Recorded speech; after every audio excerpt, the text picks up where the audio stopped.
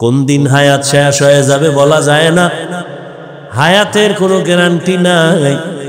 নবী বাথরুমে গেলেন, বাথরুম থেকে বের হইলেন, বের হইয়া নবী মাটিতে তায়াম্মুম করলেন। সাহাবী ডাক দিয়া কয়, রাসূল ওই মাঠের কোনায় পানি দেখা যায়, আপনি ওখানে গিয়ে ওযু করবেন। পানি থাকলে তো আর তায়াম্মুম চলে না। কি সভাপতি যদি থাকে, সহসভাপতির কোনো কাজ লাগে না। নবী বললেন, সাহাবী আমিও দেখতেছি পানি মাঠের কিনারায়, কিন্তু বলো ওই পানি পর্যন্ত যাওয়ার গ্যারান্টি আছে? পানি পর্যন্ত যাওয়ার গ্যারান্টি নাই। এই জন্য তায়াম্মুম করে নিলাম, ওখানে যাইয়া আবার আমি ওযু করে নিব। আমার আল্লাহর আদালতের ভয়। নবী বললেন, ও সাহাবায়ে কেরাম, কোন দিন চলে যাও বলা যায় না। আমার কাছে কোনো কারো হক যদি পাওনা থাকে তাড়াতাড়ি আদায় করে নাও। আমার ছাত্রদেরকে যদি বলি, বাবারা আমার কাছে যদি কিছু পাওনা থাকো নিয়ে নাও, তো 2, 4, 5, 10 টাকা থাকলে এটা কেউ চাইবে? নবী বললেন, কারো হক থাকলে না, আসামির কাঠগড়ায় দাঁড়ানো যেন না লাগে। সাহাবায়ে কেরাম চুপ হয়ে গেলেন। নবী কি বলে এগুলো? লজ্জার কথা। কিছু পাইলেও তো নবী এগুলি কেউ বলবে না। কিন্তু দুঃসাহসী একজন সাহাবী দাঁড়ায় গেলেন, দাঁড়াইয়া বললেন, ইয়া রাসূলুল্লাহ, একদিন আপনি আমার শরীরে একটা টাচ করেছিলেন, এমনিতে একটা টাচ করেছিলেন হালকার উপরে। নবী কয়, তাহলে এটা তো আমি এমনি করেছি, ঠিক আছে তুমি এটার প্রতিশোধ নিয়ে নাও। সাহাবায়ে কেরাম তো আগুন হয়ে গেছে, এত বড় দুঃসাহস। নবী কইছে আর দাঁড়ায় গেছে। নবী বুঝতে পেরেছেন, তোমরা গরম হইও না, তাকে আসার মতো রাস্তা খুলে দাও। রহমতের নবী আমার সাহাবী সামনে আইসা কয়, ইয়া রাসূলুল্লাহ, যখন আপনি আমার শরীর টাচ করেছিলেন, আমার শরীরে কোনো জামা ছিল না, খালি গায়ে ছিল। নবী কত সরল। নবী মসজিদে বয়ে রইছে, একটা জামা গায়ে। এক বাচ্চা আইসা কয়, আমার বুড়া মা একটা জামা চাইছে। নবী কয়, নাই যাও। গুইরা আবার আইছে বাচ্চা, আইসা বলে, আপনার গায়ে যেটা আছে না এটা চাইছে। নবী গায়েরটা খুলে দিয়ে দিয়া নবী খালি গায়ে বয়ে রইছে। বেলাল তো আজান দিতে এসে দেয়, সর্বনাশ। নবী খালি গায়ে বসা। আল্লাহ আয়াত নিয়ে পাঠাইছে সূরা বনী ইসরাঈল। নবী কি গিয়া বলো, এত বেশি হাতকে প্রসারিত না করে যে নিজে নিঃস্ব হয়ে থাকবে, লজ্জা পেতে হবে। আবার এত বেশি হাত আটকাইয়া যেন না রাখে যে মানুষ তাকে কৃপণ বলে দোষারোপ করবে। সাহাবী বলেন, ইয়া রাসূলুল্লাহ, আপনি যখন আমার শরীরে টাচ করেছিলেন, আপনার গা ছিল খালি। নবী বলে, ঠিক আছে, তো আমিও জামা উঠাই। নবী পিছন থেকে জামাটা উঠাচ্ছেন, সাহাবী একটা দৌড়, এত জোরে দৌড়াইয়া পেছন দিকে ঘুরিয়া নবী যখন জামা উঠাইছেন, নবীর গর্দান মোবারকের নিচে একটা মোহরে নবুয়ত। সাহাবী দৌড়াইয়া মোহরে নবুয়তে চুমা খায়া পইরা গিয়া কয়, নবী মাফ করে দেন, বেয়াদবি করে ফেলেছে। নবী কয়, সাহাবী কি করলি? জান্নাত ওয়াজিব করে ফেললি।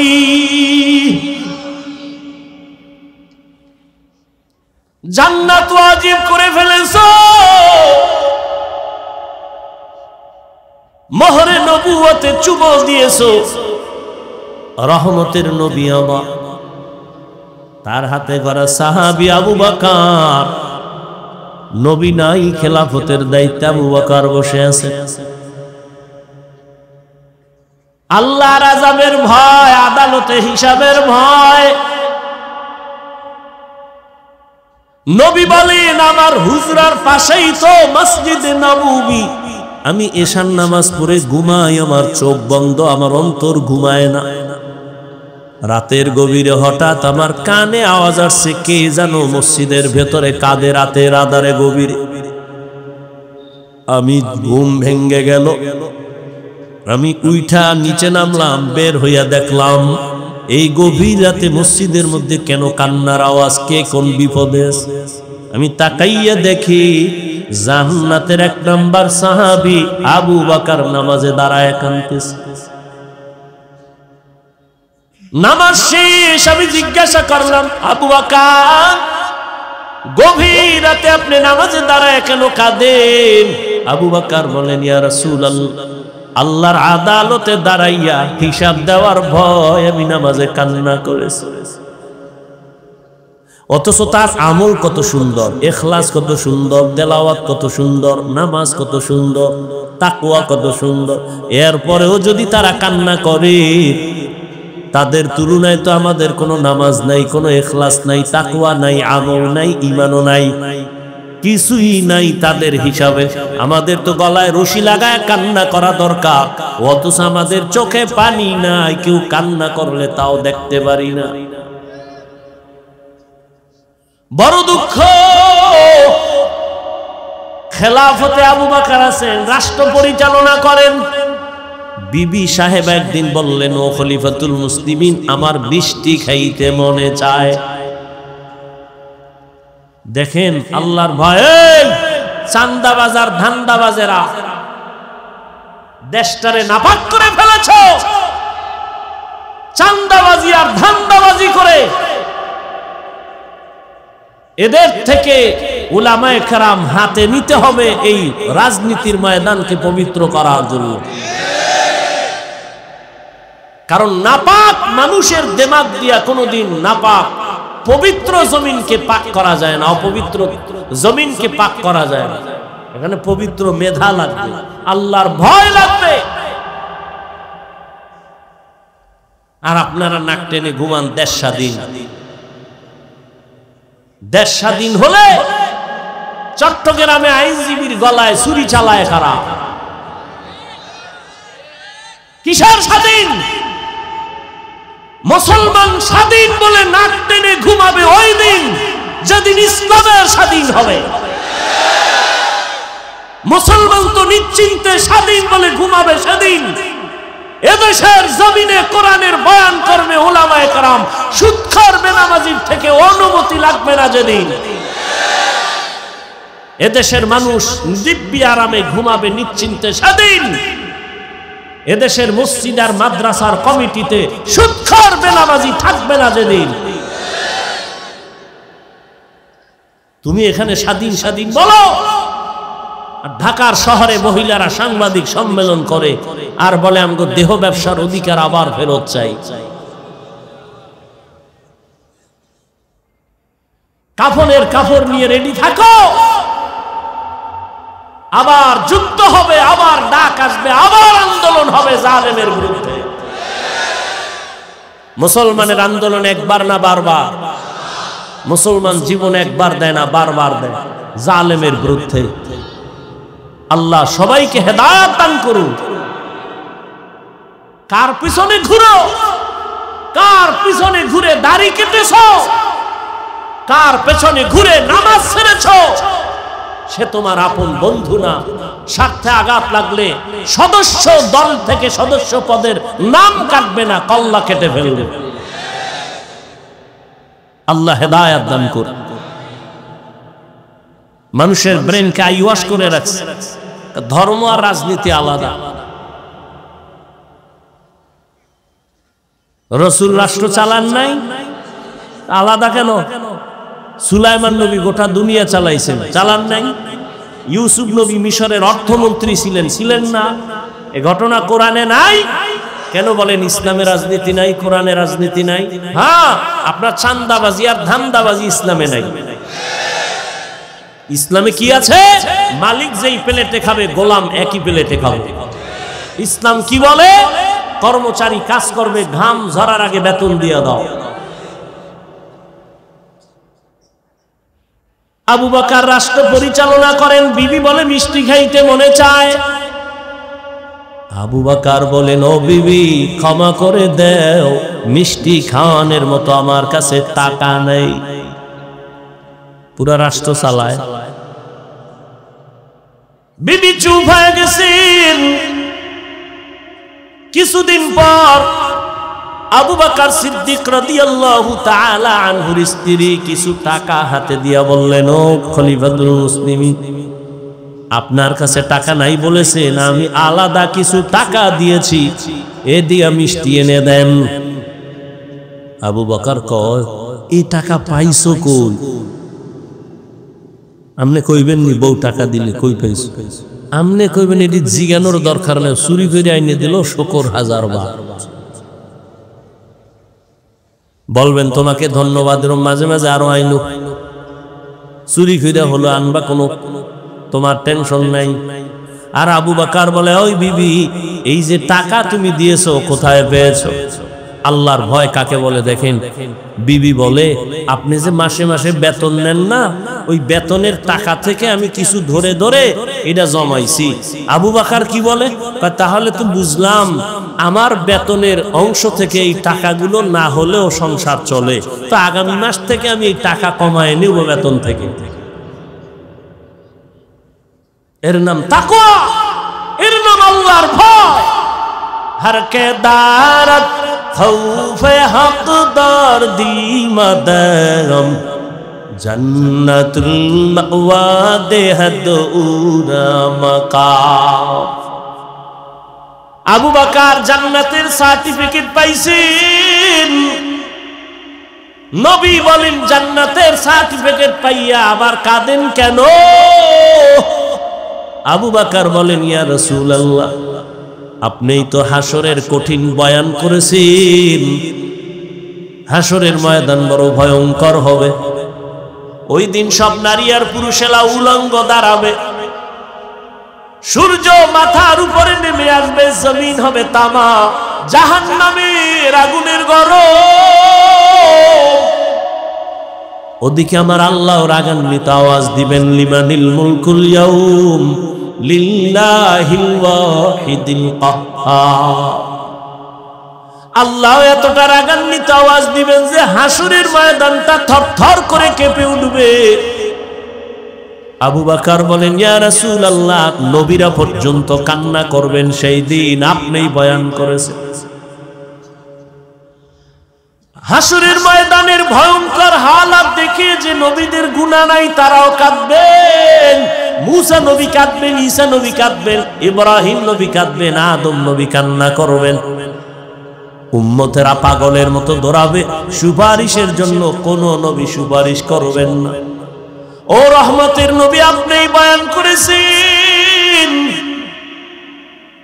আম্মা জান আয়েশা রাদিয়াল্লাহু তাআলা আনহা বলেন, নবীজির মাঝে মাঝে দেখতাম আমার রুমের মধ্যে বৈশা নবী গুনগুন করে কান্না করে।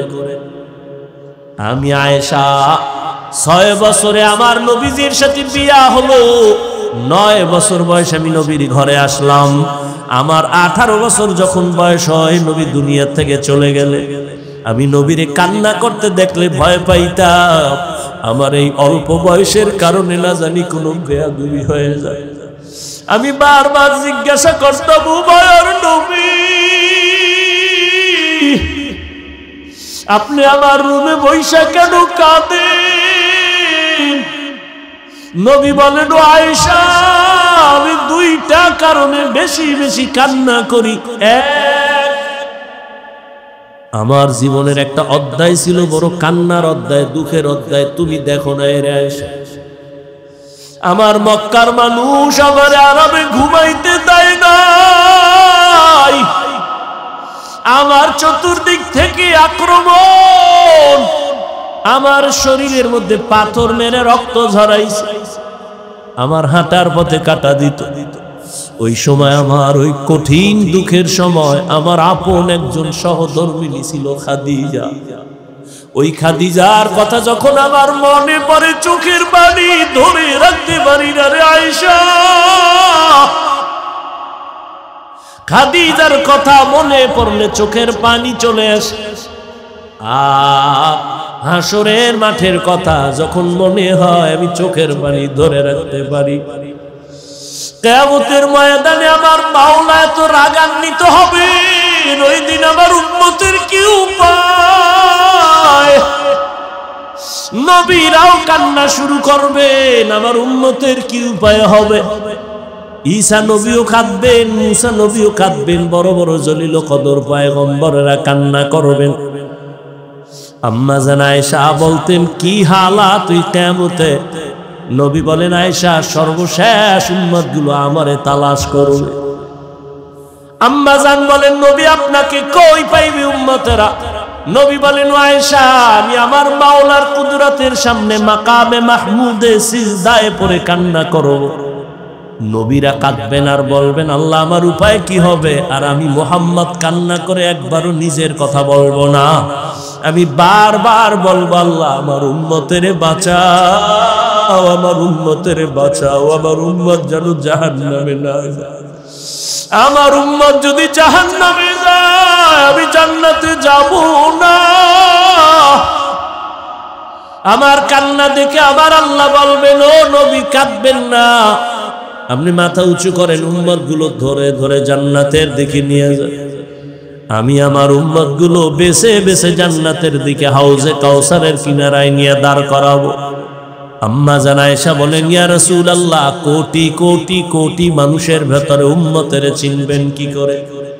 নবী বলেন, ও আয়েশা আমার উম্মতেরা যারা 5 ওয়াক্ত নামাজ ওযু বানাইয়া আদায় করবে, কিয়ামতের দিন তাদের ওযুর জায়গাগুলো নূরের আলোতে ঝলমল করতে থাকবে। আমি দেখে দেখে আমার উম্মতগুলো হাউজে কাউসারের কিনারায় নিয়া লাইনে দাঁড় করাইয়া আমি নবী নিজের হাতে কাউসারের পানি পেয়ালা ভরে ভরে দিব। আমার উম্মতেরা পানি পান করবে, পিপাসা থাকবে না। আমার উম্মতেরা কাউসারের পানি পান করে করে এভাবে জান্নাতের পথে গিয়া বসবে। এক পর্যায়ে দেখবো আমার উম্মত লাইনে এখনো বাকি, তবে মাঝখানে পর্দা পড়ে গেছে। আমি জিজ্ঞাসা করব, সাহাবায়ে কেরাম ফেরেশতাকে পর্দা ফালাইলা কেন? উম্মত কি শেষ? বলে না, ফালাইলা কেন? ফেরেশতারা বলবেন, আল্লাহর রাসূল এই যে উম্মত গুলো বাকি আছে এরা সব ভেজালওয়ালা, আপনার সুন্নতের তারা জবাই করেছে, নিজেও নামাজ পড়ে নাই, কেউ নামাজ পড়তো তাও পছন্দ করে নাই, নিজেও হালাল খায় না, যারা হালাল খাইতো তাদেরও পছন্দ করে নাই, নিজেও পাগড়ি পরে নাই, যারা পাগড়ি পরতো তাদেরও পছন্দ করে নাই, নিজেও নামাজ পড়ে নাই, যারা নামাজ আদায় করতো তাদেরও পছন্দ করে নাই, নিজেও জিকির করে নাই, যারা জিকির করতো তাদের পছন্দ করে নাই। মায়ার নবী বলেন, আমি তখন রাগান্বিত হয়ে বলবো, সোহকান সোহকা, বেগ বেগে যাও উম্মত, আমি তোমাদের নবী না, তোমরা আমার উম্মত না, দাবি করি না। ওই সময় আবু বকর কাঁদেন, ইয়া রাসূলুল্লাহ, হাসরের ময়দানে যদি নবী তারা দেয়, আমার আল্লাহ গায়বী আওয়াজ দিবে, জাহান্নামের ফেরেশতারা এই নাফরমানগুলোরে ধর, জাহান্নামের হ্যান্ডকাপ লাগায় দাও। জাহান্নামের হ্যান্ডকাপ লাগায় টেনে টেনে জাহান্নামের দিকে নিয়ে যাবে। ওয়াসিকাল্লাযীনা কাফারু ইলা জাহান্নামা যুমারা হাত্তা ইযা জাউহা ফুতিহাত আবওয়াবুহা ওয়া ক্বাল, জাহান্নামের আগুনের গরমে চামড়াগুলো খসে খসে পড়ে যাবে। ও আল্লাহর বান্দারা, ও যুবক, স্কুলে পড়ো, কলেজে পড়ো, চাকরি করো, বাধা নাই, ব্যবসা করো, বাধা নাই, তুমি ওখানে থাইকে নবীর আদর্শের মালা গলায় লাগাও। মা বাবার দোয়া নিয়া, শিক্ষকের দোয়া নিয়া, উলামায়ে কেরামের দোয়া নিয়া চলো, নামাজ পড়ো আর আল্লাহর কাছে গুনাহ থেকে তওবা করো। তুমি যদি গুনাহমুক্ত হয়ে নামাজ পড়ো, চাকরিও যাবে না, ব্যবসাও যাবে না, লেখাপড়াও যাবে না। তোমার মতো কত যুবক স্কুল কলেজে পড়ে, নামাজ পড়ে, দাড়িওয়ালা, অভাব নাই, তুমি কেন পারবা না? তোমার মতো কত আল্লাহর বান্দা জেনারেল লাইনে থাকে, গাড়ি চালায়, নামাজ ছাড়ে না, তুমি কেন পারবা না?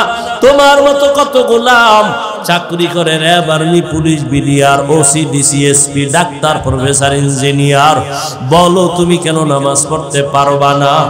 এখনো সময় আছে, তওবা করে নাও। ও পর্দার আড়ালের আম্মা জানেরা, আপনাদের জীবনটা তুই যে ধন্য। আপনারা নবীদের মায়ের মতো দামি মা, আপনারা সাহাবায়ে কেরামদের মায়ের মতোই তো দামি মা। আপনাদের এত মর্যাদা আল্লাহ দান করেছেন। আপনারা তো হাফেজ আলেমের মায়ের মতো মা। আপনারা তো ইসমাইল নবীর মা হাজেরা আলাইহিস সালামের মতো দামি নারী। আপনারা তো ঈসা নবীর মা মারিয়াম আলাইহিস সালামের মতো বড় দামি নারী। আপনারা তো বেঈমান আল্লাহর দুশমন ফেরাউনের স্ত্রী আসিয়ার মতো দামি। আসিয়া আই ফেরাউনের ঘরে থাকিয়া আল্লাহর পেয়ারা বান্দি হয়ে কবরে চলে গেছেন। রহমতের নবী বলেন, কিয়ামতের ময়দানে আমার সাথে আসিয়ার সাথে জান্নাতে বিবাহের ব্যবস্থা হয়ে যাবে। ও পর্দার আড়ালের মা, আপনার মতো কত মা এখনো আছে, মোবাইলে চরিত্র বিক্রি করে না, স্বামীর মাল খেয়ানত করে না, 5 ওয়াক্ত নামাজ পড়ে বেপরদায় চলে না, সন্তানগুলো আদর্শওয়ালা বানানোর মেহনত করে।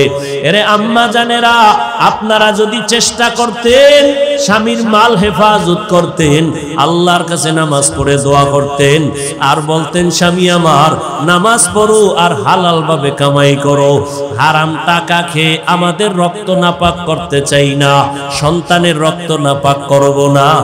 আপনি যদি চেষ্টা করতেন, ইনশাআল্লাহ আপনার স্বামী দিনের পথে চলে আসতো, আদর্শ সন্তান দুনিয়াতে রেখে যাইতেন।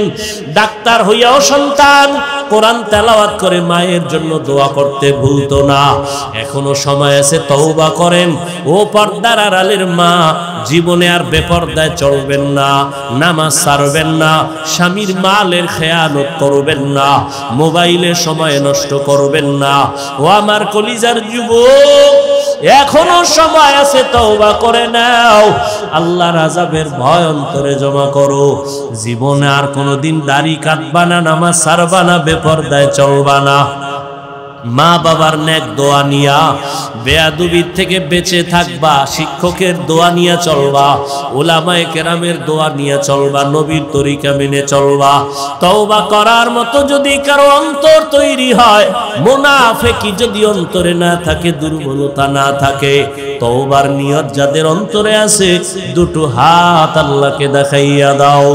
আয় আল্লাহ, আমাদের হাতগুলো কবুল করে নেন, তওবা কবুল করে নেন, তওবার উপরে মজবুত হইয়া চলার মতো তৌফিক দান করেন। আল ইয়াউমা নাখতিমু আলা আফওয়াহিহিম ওয়া তুকাল্লিমুনা আইদিহিম ওয়া তাশহাদু আরজুলুহুম বিমা কানু ইয়াকসিবুন। দস্তগোয়াদ মঞ্চুনি দুজদিদাম লব্বগুয়াদ মঞ্চুনি বসিদাম চশমগুয়াদ চিদাম গামজা হারাম গোশগুয়াদ চিদাম সমরুল কালাম। আল্লাহর আদালতে আল্লাহ বলবেন, হাত কথা বলো, কান কথা বলো, চোখ কথা বলো। আল্লাহ যখন বলবেন হাত কথা বলো, আমাদের বাস্তব বিশ্বাস হলো হাত কথা বলতে পারে না। আপনাদের হাত কথা বলতে পারে? কথা বলেন, জবান খুলেন। এখানে কথা বললে সওয়াব, কারণ এখানে গুনার কথা হবে না, নেকের কথা হবে। আমরা যেখানে জরুরি সেখানে কথা বলতে চাই না, আর যেখানে কথার প্রয়োজন নাই সেখানে শুধু শুধু কথা বলি। মসজিদে কথা বলা নিষেধ, এন বেশি কথা বলে, তা আসতে না জোরে বলে। চিন্তা করে বাধা দিবে কে? বাধা দেওয়ার কেউ নেই। যে বাধা দিবে সে আমার অধীন, আমি কর্তা, আমি গার্ডিয়ান। তো বাস্তব হলো হাত কথা বলতে পারে। আল্লাহ যদি কুদরতের ক্ষমতা দেন, পারবে। এই বিশ্বাসটা অন্তরে রাখতে হবে। সংক্ষেপ কথা এমন, পৃথিবীর বিবেক যেটাকে বলে হবে না, অসম্ভব, আল্লাহর কুদরত বলে সেটা সম্ভব। দুনিয়ার মানুষ বলে বিবেক দিয়ে এটা হবে না, অসম্ভব, আমার আল্লাহর কুদরত বলেন সেটা কি? মরা গাছে কথা বলতে পারে না, এটাই সত্য। তো আল্লাহর কুদরতে দুধের বাচ্চা কথা বলতে পারে না, এটাই সত্য। আল্লাহর কুদরতে পারে। এই বিশ্বাস অন্তরে রাখলে তাহলে আশা করা যায় আউলিয়ায়ে কেরামদের কারামত নিয়ে কোনো তিলকাল করার সুযোগ থাকবে না। অনেকে আউলিয়ায়ে কেরামের কারামতকে মানে না। ইখতিলাফের শেষ নাই, ধর্ম নিয়ে বাড়াবাড়ি, আর হলো ধর্ম নিয়ে সারাসারি।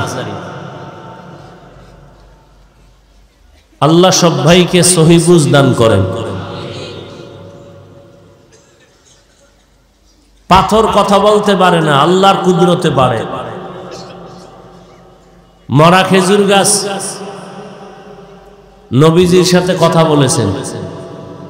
পাথর নবীর কথায় কালিমায় শাহাদাত করেছে।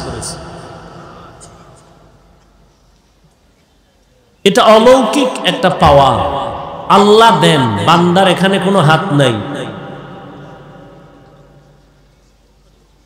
আল্লাহ মাঝে মাঝে অসম্ভবকে সম্ভব করায় দেখান,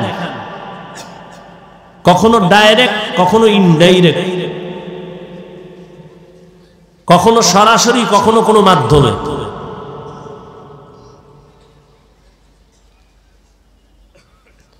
100 তলা বিল্ডিং 100 বছরের গ্যারান্টি, এক মুহূর্তে ভেঙে যায় একটা ভূমিকম্পের কারণে। আল্লাহর কুদরত।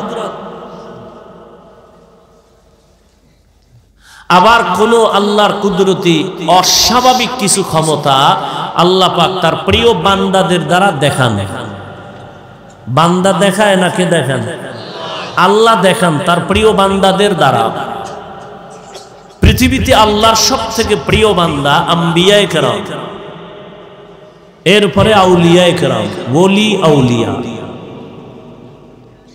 আম্বিয়ায়ে কেরামের দ্বারা অলৌকিক কিছু যদি ঘটে যায় আল্লাহ দেখান, এর নাম মুআজিজা। আর আউলিয়ায়ে কেরামের দ্বারা যদি ঘটে যায় এর নাম কারামত। আবু জাহাল হাতের মুষ্টিতে পাথর নিয়ে কয়, এই ভাতিজা, আমার হাতের মুঠে কি আছে বলতে পারবা? বলে, বললে কি হবে? বলে, পুরস্কার দিব। কি দিবেন? বলে, আমি নবী মানবো, কালেমা পড়বো। নবী বলেন, আমি বলতে জানি না। কেন জানো না? বলে, আমি গাইবের মালিক না। গাইবের মালিক কে?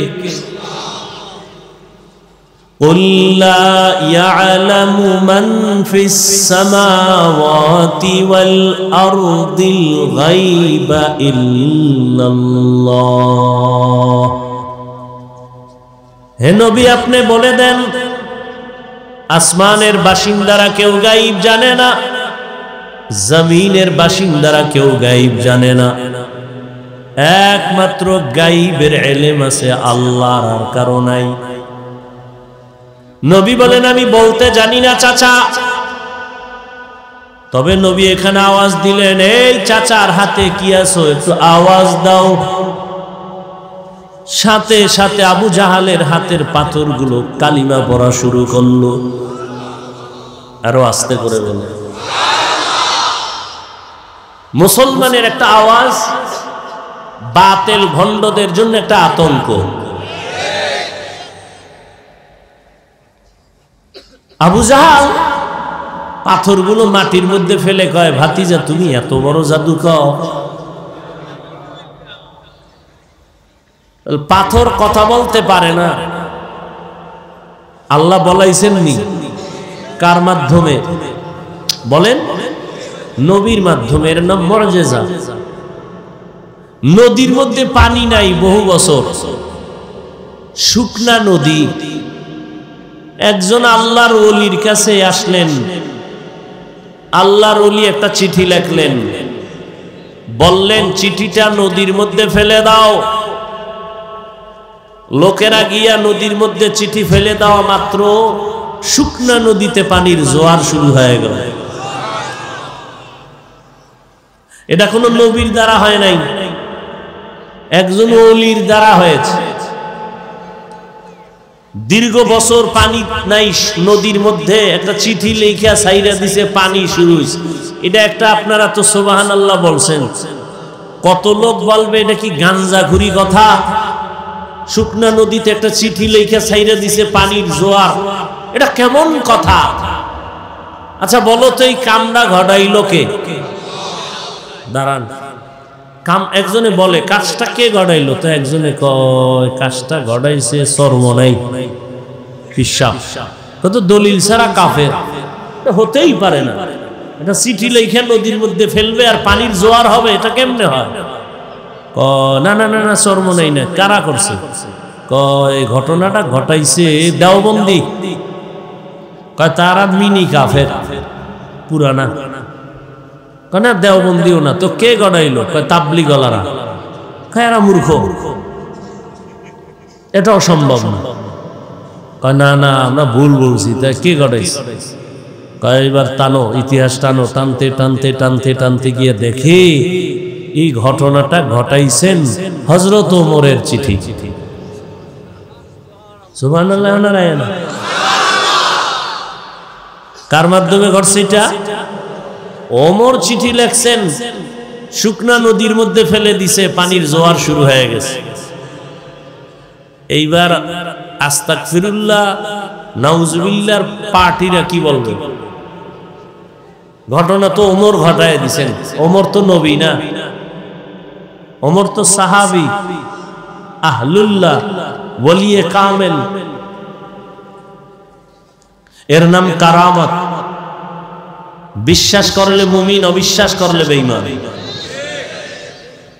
আল্লাহর কুদরতের দ্বারা সব সম্ভব, অবিশ্বাস করলে বেঈমান। মানে বান্দার কোনো হাত নাই। কথা বুঝেননি? এই রকম কিছু অলৌকিক ঘটনা যদি অন্য কেউ ঘটায়, যেমন আদ্রসি ঘটায় দিছে, চন্দ্রপাড়া, মাইজবান্ডার, দেওয়ানবাগ, এরকম কিছু যদি কেউ ঘটায় দেয়, দেখবেন তার মধ্যে শরীয়তের আমল আসেনি, সুন্নত আসেনি, পর্দা আসেনি। যদি না থাকে, তো সে যদি ঘটায় তাহলে এটা কারামত না, এটা কুফরি কালাম বা জিনের খেলা। এটা কি কুফরি কালাম অথবা জিনের চালবা। জিনের মাধ্যমে এরকম কিছু হতে পারে। অলৌকিক ঘটনা আল্লাহ যে ঘটাবেন, কোন গুনাহগারের দ্বারা ঘটাবেন না। আল্লাহর প্রিয় বান্দা যারা, তাদের মাধ্যমে আল্লাহ ঘটায় দেখাবেন। কোথা থেকে কোথায় চলে আসছি। হাত কথা বলতে পারে না, আল্লাহ যখন বলবেন কথা বলো, হাত কথা বলবে। কেমনে বলবে? আল্লাহু আলাম। হাতকে আল্লাহ বলবেন তোমার ডিউটি যথাযথ পালন হয়েছে কিনা বলো। এই যে এক হাতে 5টা আঙ্গুল আছে না, এক একটা আঙ্গুলে কর আছে কতটা? 5 আঙ্গুলে কয়টা?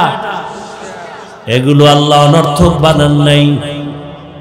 ও বান্দা, 5 বেলার নামাজ আদায় করিয়া ফরজের পরে ডান হাতের আঙ্গুলের কর গুলো গুনে গুনে তুমি 33 বার আলহামদুলিল্লাহ পড়ো, 33 বার সুবহানাল্লাহ পড়ো, 34 বার তুমি আল্লাহু আকবারের তাসবিহ পড়ো। এই করগুলো গুনে গুনে পড়ো। বাম হাতে না ডান হাতে? ভালো কাজ সব সময় ডান হবে, বাম হবে না। মনে থাকবে? ভালো কাজ কোন হাতে হবে? যেমন আমাদের দেশের অনেক বুজুর্গ আল্লাহর বান্দারা রাস্তায় বিড়ি টানে ডান হাতে, তো ভালো কাজ কি? অনেকেই দেখবেন ডান হাতে বিড়ি টানে, বাম হাতে চা টানে, কারণ তার বিড়ি টানা। আল্লাহ হেদায়াত দান করুন। তাহলে ভালো কাজ বাম হবে না ডান? তাহলে কোন হাতের কর দিয়ে গুনবেন? অনেকে বাম হাতে গুনে, এটা উচিত না। গুনাহ হবে তা বলছি না, উচিত না। তো হাত বলবে হে আল্লাহ এই হাত দ্বারা মা বাবার খেদমত করবে, করে নাই। এই হাত দ্বারা কোরআন শরীফে আঙ্গুল দিয়ে দিয়ে টেনে টেনে পড়বে, পড়ে নাই। বরং এই বান্দা এক ধ্বংস লীলা হাতের মধ্যে নিয়ে আঙ্গুল টেনে টেনে আলেমের বিরুদ্ধে ফেসবুকে লেখছে। আল্লাহ বলবেন, চোখ তোমার কি হক আদায় করেছে সাক্ষী দাও। চোখ বলবে, হে মালিক, এই চোখ দিয়েছো তুমি, মা বাবা দেখবে, দেখে নাই। চোখ দিয়া আলেম দেখবে, সওয়াব হবে, দেখে নাই। এই চোখ দিয়া বাইতুল্লাহ দেখবে, দেখে নাই। কোরআন দেখে দেখে পড়বে, দেখে নাই। বরং দরওয়াজা জানালাটা বন্ধ করে সারাটা রাত মোবাইল হাতের মধ্যে নিয়া কবিরা গুনাহ, কবিরা গুনাহ, কবিরা গুনাহ দেখে দেখে রাত কাটিয়েছে। এরকম আসামি নাই? ওয়ালাকাদ যারানা লিজাহান্নামা কাসীরাম মিনাল জিন্নি ওয়াল ইনসি লাহুম কুলুবুন লা ইয়াফকাহুনা বিহা ওয়া লাহুম আ'য়ুনুন লা ইউবসিরুনা বিহা ওয়া লাহুম আযানুন লা ইয়াসমাউনা বিহা উলাইকা কাল আনআমি বাল হুম আদাল উলাইকা হুমুল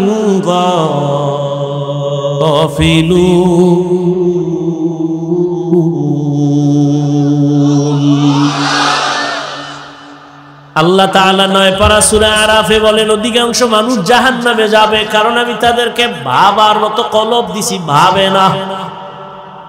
দেখার জন্য চোখ দিয়েছি, দেখে না। দেখা শোনার জন্য কান দিয়েছি, শুনে না। চোখের কি ভর্তি লাগায় রাখে, কয় না, যা দেখতে বলছি দেখে না, যা নিষেধ করছি তা দেখে। যা শুনতে বলছি শুনে না, নিষেধ যা করেছি তাই শুনে। আল্লাহর দেওয়া কানের মধ্যে আজানের আওয়াজ নাও, তেলাওয়াতের আওয়াজ নাও, মা বাবার আওয়াজ নাও।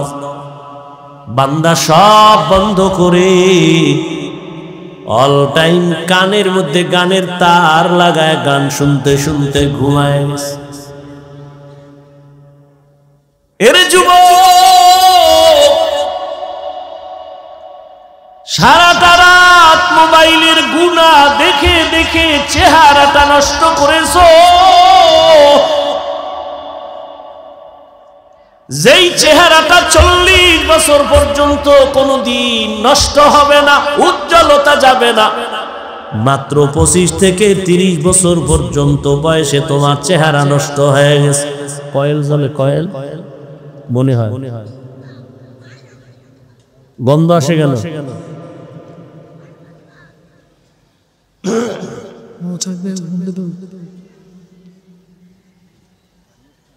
নিবেদন, কয়েল নিবেদন।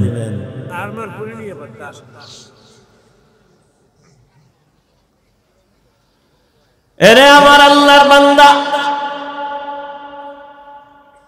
শুধু তোমার চেহারার উজ্জ্বলতা যায় নাই, বরং এই মোবাইলের দিকে তাকায়া গুনাহ করার কারণে তোমার কিডনি ড্যামেজ হয়ে গেল, হার্ট দুর্বল, ব্রেন দুর্বল, চরিত্র নাই, লেখাপড়া নাই।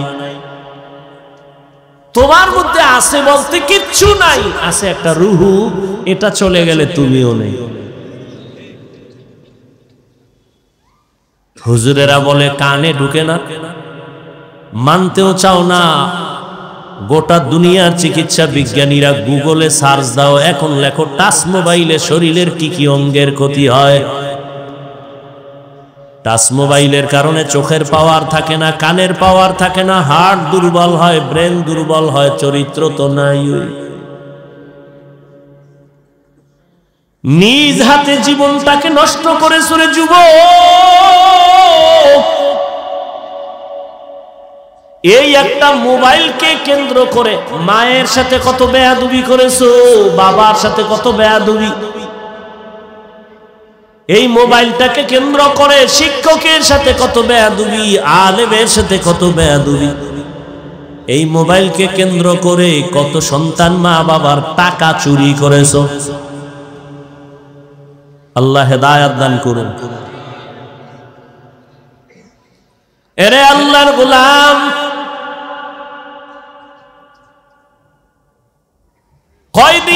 আর কত রাত মোবাইল দিয়া কবিরা গুনাহ করলে তোর মনের আশা মিটবে, তারপরে তওবা করবি? বল বাবা, এখনো চিন্তা করো।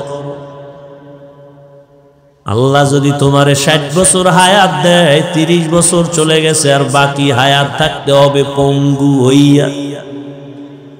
কারণ তোমার বাকি 30 বছর বাঁচার জন্য যেই পরিমাণ চোখের পাওয়ার লাগে তুমি মেয়াদ শেষের আগে নষ্ট করেছো। বাকি 30 বছর বেঁচে থাকার জন্য যেই পরিমাণ তোমার হাত শক্তিশালী লাগে মোবাইলের কারণে নষ্ট করে ফেলেছো। যেই পরিমাণ কানের পাশ তোমার মেয়াদ থাকা সত্ত্বেও তুমি নষ্ট করে ফেলেছো রে বাবা। হাত থাকবে, শক্তি থাকবে না, চরিত্র থাকবে না, মানুষ ভালো জানবে না। ও দয়ার মালিক, মোবাইলের গুনাহের থেকে আমাদেরকে মেহেরবানি করে হেফাজত করে। কয়দিন আর এই দুনিয়ার রং তামাশায় জীবন কাটাইবা? জীবনে তো কম গুনাহ করো নাই, মনে চাইছে নামাজ পড়বা না, পড়ো নাই। মনে চেয়েছে পার্কে পার্কে আড্ডা দিবা, দৌড়ায় চলে গেছো, কারো বাধা মানো নাই। কয়দিন আর এমনে হেমনে দৌড়াইবা? করো নাই কি? তোমার মতো কত তাজা যুবক চলে গেল, তুমি কি ভুলে গেছো?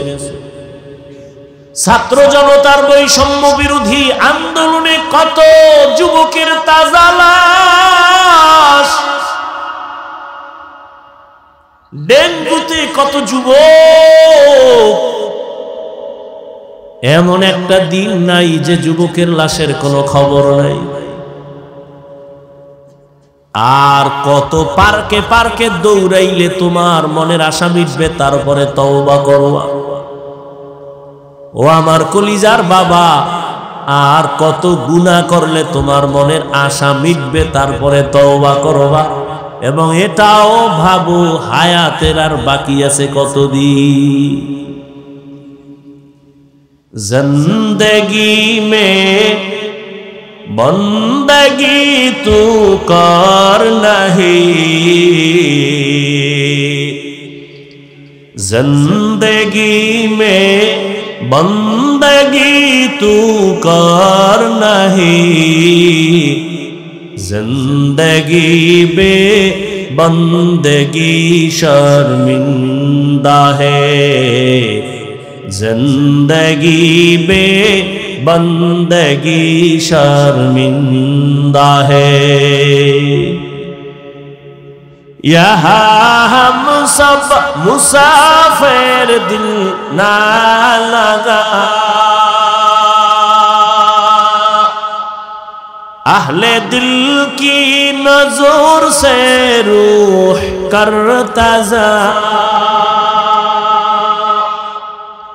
यहाँ हम सब मुसाफिर दिल ना लगा, अहले दिल की नजर से रूह करता जा। शाह दौलत सब फकीर गर नेक नहीं, शाह दौलत सब फकीर गर नेक नहीं, जिंदगी में बंदगी तू कर नहीं, जिंदगी में बंदगी तू कर नहीं, जिंदगी बे बंदगी शर्मिंदा है, जिंदगी बे बंदगी शर्मिंदा है, जिंदगी में बंदगी कुल बंदगी, बंदगी बे जिंदगी शर्मिंदगी। বাদশাহ হারুন রশিদের নাম শুনছেন? বাদশাহ হারুন রশিদ একদিন তার রাজপ্রাসাদে ওলামাদের একটা কাফেলা জমা করলেন দাওয়াত মেহমানদারির জন্য। উঠা বসা করলে আমি দোয়া করে দেব। তো উলামাদের কাফেলা বাদশাহ হারুন রশিদের রাজপ্রাসাদে হাজির। বাদশাহ হারুন রশিদ একদিকে রাষ্ট্রপ্রধান, অন্যদিকে আল্লাহর প্রিয় একজন ওলিয়ে কামেল। রাষ্ট্রপ্রধান তো তিনিই হবেন যে জনগণের ইমামতিও করবে, মসজিদে আবার জুমার খুতবা দেওয়ার অধিকার রাখবে। আর আমগো অবস্থা, জনগণের প্রতিনিধি ইমামতি করবে দূরের কথা, সালাম দিতে পারে না। সালাম দেয় সালাম আলাইকুম, স্টাইল সালাম আলাইকুম, মানে তোর উপরে আল্লাহর গজব। হে ঘুরে খাও আলাইকুম, তোর উপরে আরো আগে। বাদশাহ হারুন রশিদ ওলামাদের কাফেলাকে ডাকলেন। তার স্ত্রীর নাম জানেননি? খবর নেই। দুনিয়ার গুনাহগারদের নাম জানে না?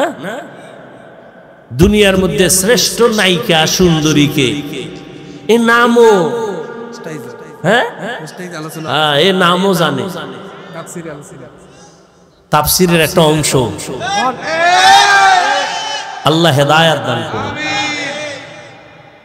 অথচ দুনিয়াতে যাদের অক্লান্ত অবদান, মনীষী আল্লাহর প্রিয় গোলাম, এদের নাম আমাদের খবর নেই। বাদশাহ হারুন রশিদের স্ত্রীর নাম কি? জুবায়দা খাতুন। কি নাম? জুবায়দা খাতুন। তিনি ছিলেন কোরআনে হাফেজা। তার কাজের মহিলা ছিল 100, সবাই কোরআনে হাফেজা।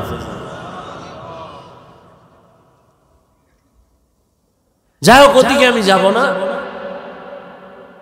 বাদশাহ হারুন রশিদ ওলামায়ে কেরামদের ডেকে যথেষ্ট পরিমাণ মেহমানদারি করালেন। এবার একটা প্রস্তাব দিলেন, প্রশ্ন করলেন, হযরত উলামায়ে কেরাম, আমি আপনাদের ডেকেছি আমার একটা অন্তরের ঝামেলা নিরসন করার জন্য। আমি বাদশাহ হারুন রশিদকে আপনারা চিনেন, আপনারা আমার দেশের সর্বোচ্চ লেভেলের আলেম। আমাকে একটু বলতে হবে আজ আপনাদের। আমি 5 ওয়াক্ত নামাজ পড়ি, আমি আল্লাহর বিধান পালন করার চেষ্টা করি। অতএব আমাকে বলবেন, আমি বাদশাহ হারুন রশিদ কি জান্নাতি না জাহান্নামী? প্রশ্নটা খুব সহজ। ওলামায়ে কেরামদের মধ্য থেকে একজন একজন বলা শুরু করলেন, আপনি ভালো মানুষ, নেক আমল করেন, আপনি জান্নাতের পথে আছেন যদিও বলা যাবে, তবে নিশ্চিত জান্নাতি না জাহান্নামী এটা বলার কোনো উপায় নাই। এটা বলা যাবে না। এইভাবে পুরা কাফেলার সব আলেমের এক আওয়াজ, আপনি জান্নাতের পথে আছেন অথবা গুনার কারণে জাহান্নামের পথে আছেন বলা যাবে, কিন্তু নিশ্চিত আপনি জান্নাতি না জাহান্নামী এটা বলা। বাদশাহ হারুন রশিদ বলেন, তো আপনাদের ডেকে লাভ হলো কি? লাভ হলো, ঠিক আছে, আমার মনের কষ্ট মনেই থেকে গেল, আপনারা বিদায় নিতে পারেন। বলতে না বলতেই মজলিসের মধ্য থেকে 9 বছরের একটা বালক দাঁড়ায় গেছে। কয় বছর? 9 বছরের বালক দাঁড়ায় বলেন, বাদশাহ জাহাপনা, বেয়াদবি যদি মাফ করে দেন, আমি একটু কথা বলতে চাই। কয় বলো। কয় সামনে আসতে হবে। কয় আসো। বলে বাদশাহ আপনি যে প্রশ্নটা করছেন, আপনি জান্নাতি না জাহান্নামী, আমি একুরেট আমি আপনাকে জবাব দিতে চাই। সব আলেমরা আশ্চর্য, আমরা ভারি না, তুই কে রে? বাদশাকে কথা কয় না, কি জবাব দেয় হুনো, এই রাস্তা খুলে দাও। 9 বছরের বালক বাদশার সামনে দাঁড়াইলো, দাঁড়াইয়া কয়, আমার একটা প্রশ্ন আছে। কি প্রশ্ন? জবাবটা তো আমি দিব। বলে হ্যাঁ তুমি দিবা। তো বলেন তো, যিনি প্রশ্ন করে সে কি উপরে দামি, না যে উত্তর দেয় সে বড়? যে উত্তর দেয়। হারুন বাদশা কয় যে উত্তর দেয়, তাহলে আমি উত্তর দিব। বলে হ্যাঁ, তাহলে আপনার সিংহাসনে আমাকে বসায় দেন, আপনি একটু নিচে বসে। 9 বছরের বালক, কাটা ঘায়ে লবণের ছিটা, অস্বাভাবিক কেমন আওয়াজ, পুরা মজলিসটা আচমকা হয়ে গেল, আতঙ্কিত হয়ে গেল। এই 9 বছরের বালক, আমরা এত আলেম ওলামারা ব্যর্থ হয়ে গেলাম। এই বালক কি জবাব দেয় একটু শুনি। কিন্তু প্রথমেই তো তাক লাগায় দিল। এত বড় বাদশাহ, তারে নিচে নামানোর জন্য অর্ডার দিল। বাদশাহ হারুন রশিদ অহংকারী না, বিনয়ী বাদশাহ, আল্লাহর প্রিয় আমলওয়ালা বাদশাহ। 9 বছরের বালক এ কথা যখন বলছে, দ্রুত বলে, ওজির বাচ্চাটারে আমার সিংহাসনে বসাও, আমাকে নিচে বসার বিছানা দাও। বাচ্চাটারে উপরে বসাইয়া বাচ্চা নিচে বসলো। বাচ্চা সিংহাসনে বৈশা 9 বছরের বালক প্রথমে জবাব দেওয়ার আগে বলে, ও বাদশা তাকায় দেখেন, বেয়াদবি মাফ করবেন, এলেমের সম্মান তো এমনই হয়। এলমেরা জাজু করদন বেহিসাব, এলমেরা জাজু করদন বেহিসাব, খলকেরা দাদন জবাবে বাসওয়াব, হক না দারত দোস্তে খলকা জারেরা, নিস্তেগি খসলত একে দিনদারেরা। বাচ্চা ডাক দিয়া বলল, 9 বছরের বালক, ইলমের সম্মান তো এমনই হয়। রহমতের নবী কালেমার দাওয়াত দিবেন, কিন্তু চতুর্পার্শ্বে দুশ্মন ঘোরা। 7 বছরের সন্তান আইসা নবীর হাতে হাত লাগায় কালেমা পড়লেন। কেউ বলেন 9 বছর, কেউ বলেন 8 বছর, কেউ বলেন 11 বছর। রহমতের নবীর হাতে কালেমা পড়েছেন, কালেমার পতাকা উড্ডীন করার শপথ নিয়ে নিলেন।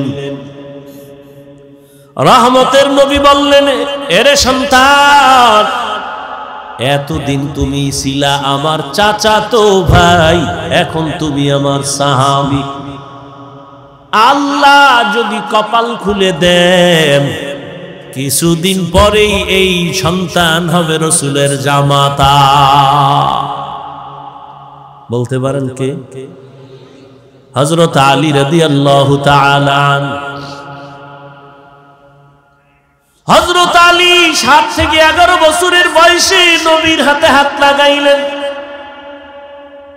রহমতের নবী খুশি হইয়া দোয়া করলেন, আনা দারুল হিকমাহ ওয়া আলিউন বাবুহা, আমি হইলাম ইলম ও হিকমতের ঘর, আর এই ইলম ও হিকমতের ঘরের দরওয়াজা আমার আলী। এলেমের সম্মান পাওয়ার এত বেশি, হযরত আলী আল্লাহর শুকর আদায় করেন। রাজিনা কিসমাতাল জব্বার ফিনা লানা ইলমুন ওয়ালিল আদাই মালু ফাইন্নাল মা লা ইয়াফনি আন করিবিন ওয়া ইন্নাল ইলমা বাকিন লা ইয়াজালু।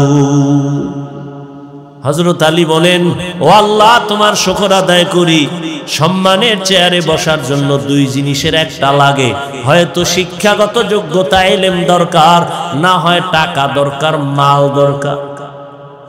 দুনিয়ার মানুষ শিক্ষিত বান্দারও সম্মানের জায়গা দেয়, অথবা যে ব্যক্তি টাকাওয়ালা তারও সম্মানের চেয়ার দেয়। ও আল্লাহ তুমি আমাদের টাকার মালিক বানাও নাই, ইলমে ওহির মালিক বানাইছো, শুকর তোমার। ইলমের কারণে এত সম্মান, টাকা পাইয়া খুশি না রে মালিক, কারণ টাকাওয়ালার টাকা আজ আছে কাল থাকবে না, ইলম ওয়ালার ইলম সিনায় ঢুকবে, কখনো বিদায় হবে না। টাকাওয়ালার টাকা আজ আছে কাল নাই, আর শিক্ষা যেটা ঢুকছে ইলম, এটা আর যাবে? বলেন না কেন? তবে এখানে একটা পয়েন্ট, যেহেতু অনেক আমার কলিজার ছাত্র ভাইরা আছেন, কথাটা মনে রাখবেন, পারলে লিখে রাখবেন, ইলম কখনো সিনাত থেকে যাবে না। তবে হ্যাঁ, দুইটা বেয়াদবি করলে ইলম থাকবে না। কয়টা? এক হলো ইলমের সাথে অপরাধ, দ্বিতীয় হলো ইলম ওয়ালা যারা, এদের সাথে বেয়াদবি করলে ইলম চলে যাবে। ইলমের সাথে বেয়াদবি করলে ইলম থাকে না, ইলম ওয়ালাদের সাথে বেয়াদবি করলে ইলম চলে যায়। এই জন্যই তো ইলমের ভান্ডার হযরত আলী বলেন, মান আল্লামানি হারফান ইনশাআ বাআ ওয়া ইনশাআ আতাকা। হযরত আলী বলেন, আমাকে একটা অক্ষর যিনি শিক্ষা দিয়েছেন তিনি আমার মাথার মুকুট, চাইলে আমাকে বিক্রিও করে দিতে পারে, না হয় গোলাম বানাইয়াও রাখতে পারে। ইলমেরা এজাজ করদান বেহিসাব, খালকেরা দাদান জবাবে বাসওয়াব। ও আমার ছাত্র ভাইরা ভালো করে বুঝো, হাটহাজারীর হুজুর চলে গেছেন, আল্লাহ জান্নাত দান করেন। হুজুর বলেছেন, হেলিকপ্টারে আমি ঘুরি, রিকশার মতো লাগে। চরমনায়ের হুজুর হেলিকপ্টারে ঘুরে, হাফিজুর রহমান হেলিকপ্টারে ঘুরে, চাইলে ডেলি ঘোরা যায়। 14 গোষ্ঠী বিক্রি করলেও ভাড়া টাকা হবে না, কিনা তো দূরের কথা। আমি মাঝে মাঝে বলি, হেলিকপ্টারে হাফিজুর রহমান দৌড়ায় না, চরমনায়ের হুজুর দৌড়ায় না। আল্লাহর ইলম যে দামি, আল্লাহর ইলমের মর্যাদা উপরে দৌড়ায়।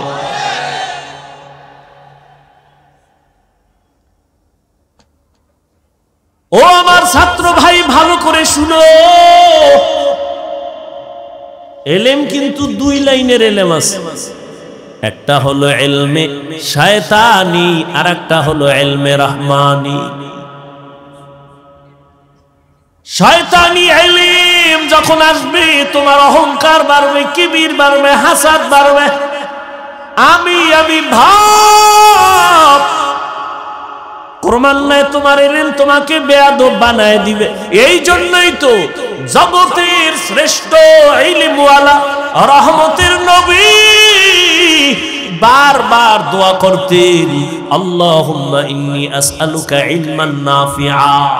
ও আল্লাহ, এমন ইলম আমারে দাও যে ইলমের দ্বারা আমার উপকার হবে, উম্মতের উপকার হবে। ওই ইলম তো রহমানি না, যেই ইলম আমাকে বিনয়ী করতে পারে না, এই ইলম তো ইলমে নাফি না। ওই ইলম তো ইলম আসল ইলম না, যেই ইলম আমাকে অহংকার মুক্ত করতে পারে না, আমাকে গুনাহ থেকে ফিরাতে পারে না, বেয়াদবি থেকে ফিরাইতে পারে না, এটা ইলমে নাফি না। এই ইলম আমার জন্য ক্ষতির কারণ। এই জন্য আল্লাহর কাছে নবী যার কোনো গুনাহ নাই, সে রহমতের নবী, ইলমে নাফি কামনা করেন আল্লাহর থেকে। আল্লাহ হেদায়েত দান করুন। তো ওই 9 বছরের বালক কোথায়? সিংহাসনে বয়া কয় এলেমের সম্মান তো এমনই হয়। কেমন? আমি 9 বছরের বালক সিংহাসনে, সারা দুনিয়া মাতানো সিংহাসনের ব্যক্তি নিচে বসা। এইবার কয় আপনার প্রশ্নটা আবার করেন। বাদশাহ হারুন রশিদকে আমার প্রশ্ন, আমি নামাজ পড়ি, রোজা রাখি, পর্দা করার চেষ্টা করি, বালক তুমি বলো আমি জান্নাতি নাকি জাহান্নামী? 9 বছরের বালক বলে আপনি একটু বলবেননি আপনার জীবনে এমন কোন ঘটনা হয়েছে কিনা যেই ঘটনা বড় মারাত্মক, আপনি চাইলে একা একা অনেক গুনাহ করতে পারতেন, একা কেউ দেখতো না, চাইলে জিনা করতে পারতেন, কিন্তু আল্লাহর আযাবের ভয় আপনি গুনাহ করেন নাই। বাদশাহ হারুন রশিদকে যে একটা নি বহু হয়েছে, চাইলেই গুনাহ করতে পারতাম, কিন্তু আমি আল্লাহর আদালতে হিসাব দেওয়ার ভয়ে আমি গুনাহ করি নাই। 9 বছরের বালক বলে নিশ্চিত আপনি জান্নাতি। বাদশাহ হারুন রশিদ সে তার আগে আলেমরা দাঁড়ায় গেছে, কই পেয়েছ তুমি 9 বছরের বালক? নিশ্চিত জান্নাতি বলার কোন দলিল তোমার কাছে? বলে সব থেকে পৃথিবীর শ্রেষ্ঠ দলিল কোরআন শরীফ। দলিল না, আমি দলিল দিচ্ছি। আল্লাহর জমিনে শ্রেষ্ঠ দলিল কোরআন। বাদশাহ হারুন রশিদ যে নিশ্চিত জান্নাতি তার দলিল নাও। ওয়া আম্মা মান খাফা মাকামা রাব্বিহি ওয়া নাহান নাফসা আনিল হাওয়া ফা ইন্নাল জান্নাতা হিয়াল মাওয়া। হর কে দারত খৌফে হক দর দিল মাদাম জান্নাতুল মাওয়া দেহাত উরা মাকাম। আল্লাহ ওয়াদা করেছেন যে আমার আদালতে দাঁড়াইয়া হিসাব দেওয়ার ভয়, নিজে গুনাহ থেকে নিজেকে বাঁচাবে। ফাইনাল জান্নাতা, নিশ্চয়ই তার জন্য জান্নাত হলো শান্তির ঠিকানা। আতিনা ফি দারে দুনিয়া না হাসান আতিনা ফি দারে উকবানা হাসান ইয়া গিয়াসাল মুস্তাগীসি নাহদিনা লিফতিখারা বিল উলুমে ওয়াল গিনা। আল্লাহর আদালতে দাঁড়াইয়া হিসাব দেওয়ার ভয় যতদিন পর্যন্ত বান্দার অন্তরে আসবে না, ততদিন পর্যন্ত নবীও যদি বয়ান করে কালেমা মুখে আসে না। যেই নবীর চেহারার দিকে একটা নজর দিলে পেটের ক্ষুধা থাকে না, কেমন মায়ার নবী! যেই মায়ার নবীর চেহারা এত সুন্দর, একটা নজর দিলে যেই নবীর মোহাব্বতে জাহান্নামের আগুন হারাম। আম্মা জান আয়েশা রাদিয়াল্লাহু তাআলা আনহা বলেন, আমি একদিন সন্ধ্যাবেলা রাতের আধারে সুই নিয়া সুতা নিয়া সেলাইয়ের কাজ করতেছি, হঠাৎ বাতি নিভে গেল, তেল নাই, হাতের থেকে সুইটা পড়ে গেল, অন্ধকার। আমি বসে থাকলাম। এশার নামাজের পরে আমার ঘরে, আমার রুমের মধ্যে সূর্য উদিত হলো, রহমতের নবী, মায়ার নবী যখন আমার হুজরায় তাশরিফ এনেছেন, রহমতের নবীর চেহারা মুবারকের আলোতে আমি খুঁটির গোড়ায় চিকন সুইটা খুঁজে পেয়েছি। ওগো নবীর উম্মতেরা,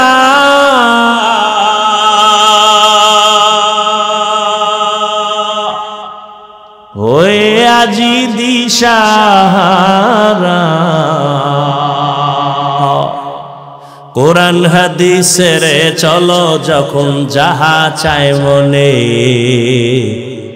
নবী বিনে কে তরবে ফুসিরাত মিজানে, নবী বিনে কে তরবে ফুসিরাত মিজানে।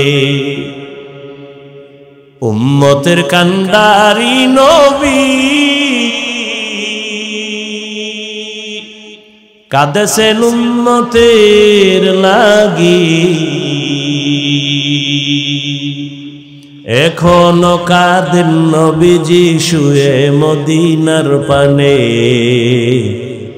নবী বিনে কে তরফে পুসিরাত মিজানে, নবী বিনে কে তরফে পুসিরাত মিজানে। وأما من خاف مقام ربه ونهى النفس عن الهوى فإن الجنة هي المأوى। আল্লাহর আদালতে দাঁড়াইয়া হিসাব দেওয়ার ভয় কেন? বলে আল্লাহর আদালত বড় ভয়ঙ্কর। কেমন ভয়ঙ্কর হবে আল্লাহর আদালত? ও এলাকার মা বোনেরা, ও যুবক বাবারা, ও বৃদ্ধ বাবাজিরা, আল্লাহর আদালতের ভয়ে নবীর চোখে পানি, আল্লাহর আদালতের ভয়ে সাহাবায়ে কেরামের চোখে পানি। আমি মালিকের দরবারে কেমনে দাঁড়াইয়া হিসাব দিব? রহমতের নবী বিদায় হয়ে যাচ্ছে। বিদায়ের আগে নবী বলেন, এই সাহাবায়ে কেরাম, কোন দিন হায়াত শেষ হয়ে যাবে বলা যায় না। হায়াতের কোনো গ্যারান্টি নাই। নবী বাথরুমে গেলেন, বাথরুম থেকে বের হইলেন, বের হইয়া নবী মাটিতে তায়াম্মুম করলেন। সাহাবী ডাক দিয়া কয়, রাসূল, ওই মাঠের কোনায় পানি দেখা যায়, আপনি ওখানে গিয়ে ওযু করবেন। পানি থাকলে তো আর তায়াম্মুম চলে না। কি সভাপতি যদি থাকে, সহসভাপতির কোনো কাজ লাগে না। নবী বললেন, সাহাবী, আমিও দেখতেছি পানি মাঠের কিনারায়, কিন্তু বলো ওই পানি পর্যন্ত যাওয়ার গ্যারান্টি আছে? পানি পর্যন্ত যাওয়ার গ্যারান্টি নাই। এই জন্য তায়াম্মুম করে নিলাম, ওখানে যাইয়া আবার আমি ওযু করে নিব। আমার আল্লাহর আদালতের ভয়। নবী বললেন, ও সাহাবায়ে কেরাম, কোন দিন চলে যাব বলা যায় না। আমার কাছে কোনো কারো হক যদি পাওনা থাকে তাড়াতাড়ি আদায় করে নাও। আমার ছাত্রদেরকে যদি বলি, বাবারা, আমার কাছে যদি কিছু পাওনা থাকো নিয়ে নাও, তো 2, 4, 5, 10 টাকা থাকলে এটা কেউ চাইবে? নবী বললেন, কারো হক থাকলে নাও, আসামির কাঠগড়ায় দাঁড়ানো যেন না লাগে।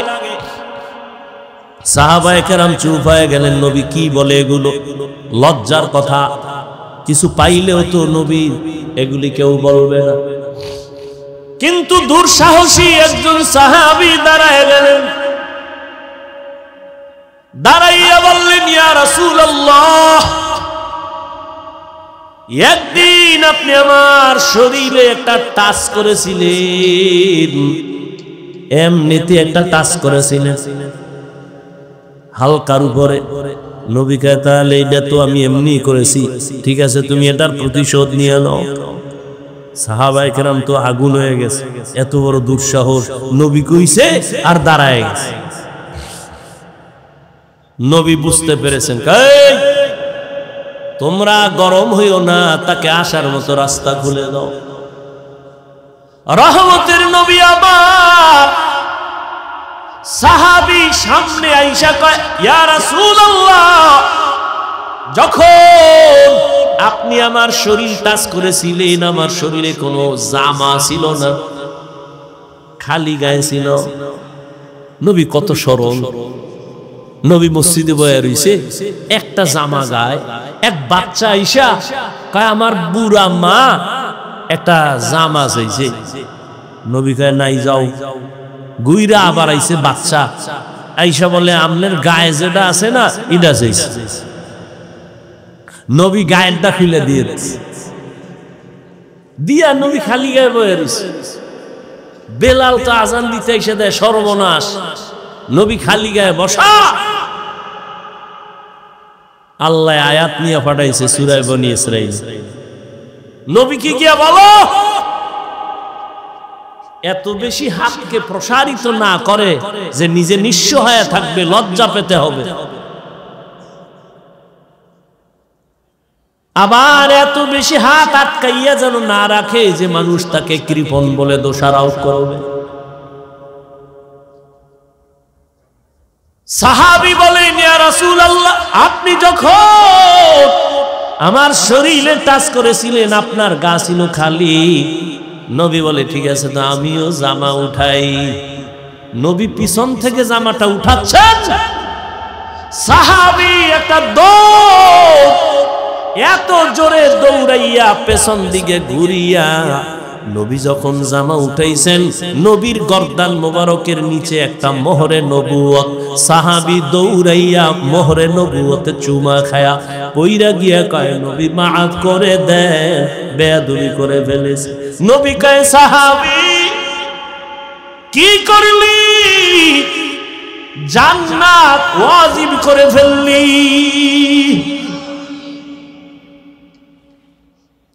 জান্নাত ওয়াজিব করে ফেলেছো, মোহরে নবুয়তে চুমো দিয়েছো। রহমতের নবী আমার, তার হাতে গড়া সাহাবী আবু বকর, নবী নাই, খেলাফতের দায়িত্বে আবু বকর বসে আছে। আল্লাহর আযাবের ভয়, আদালতে হিসাবের